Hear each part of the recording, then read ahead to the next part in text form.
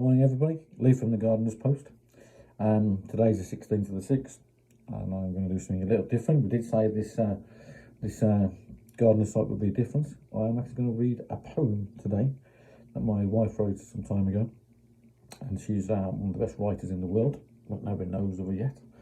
So if you do like it, give us a tick, and if you want more of this sort of poetry, sounds daft but it's good stuff, just give us a thumbs up. It's called the Chickweed Syndrome. Listen all the way through, because it is Father's Day and it is about her father, who's no longer with us, unfortunately. Okay, here we go. I've never done this before, so bear with me. Lisa, we're going for a walk down the canal. Are you ready? No, Mom. Actually, I'm going somewhere with Louise. Rewind. Lisa, we're going for a walk down the canal. Are you ready? Yes, Mummy. Can you put my wellies on and Katie Ragdoll's coat, and have you got some bread for the ducks? What on earth could have happened? I thought she loved going walking along the canal. I found myself asking my father the following weekend, interrupting his favourite fishing programme. Well, he answered, taking his eyes off a freshly caught trout. That will be called the Chickweed Syndrome. Don't you remember? He asked, his eyes still glued to the TV. You and I would walk for miles in the summer looking for chickweed for the canaries. I did remember. I closed my eyes, the years fall away, and we're walking down the canal. Me and him, one small hand held tightly in his big safe hand, the other clutching an empty carrier bag. Walking down the slopes of the canal is surreal. It's like escaping from one world and slipping into the underworld. Fading away is the roar of the traffic.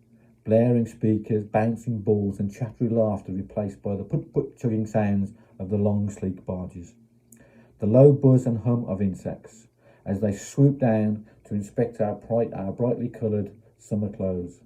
Trees are alive with the birdsong, and there's a lazy drone overhead as a plane dribbles over the sky. A kind of peace descends on us and we are free. We are chattering, or rather I'm chatting and he is listening, I think. Up ahead, I can make out the long black and white arm of the loch, and for a moment I want to turn back. I have both dread and a fascination of lochs. I think it's the deep drop and gushing water that makes it feel so dangerous and exciting. We speed up as we pass by. He knows how I feel and he squeezes my hand. Within minutes, the loch is a distant memory and I'm skipping into clouds of midges, watching them disperse only to regroup the moment I'm through. A soft put-put-chug-chug sound fills the air, and at the front of a barge appears though through the arch of a bridge. My dad nods to a portly old man who is balancing a drink and some sandwiches in his hands.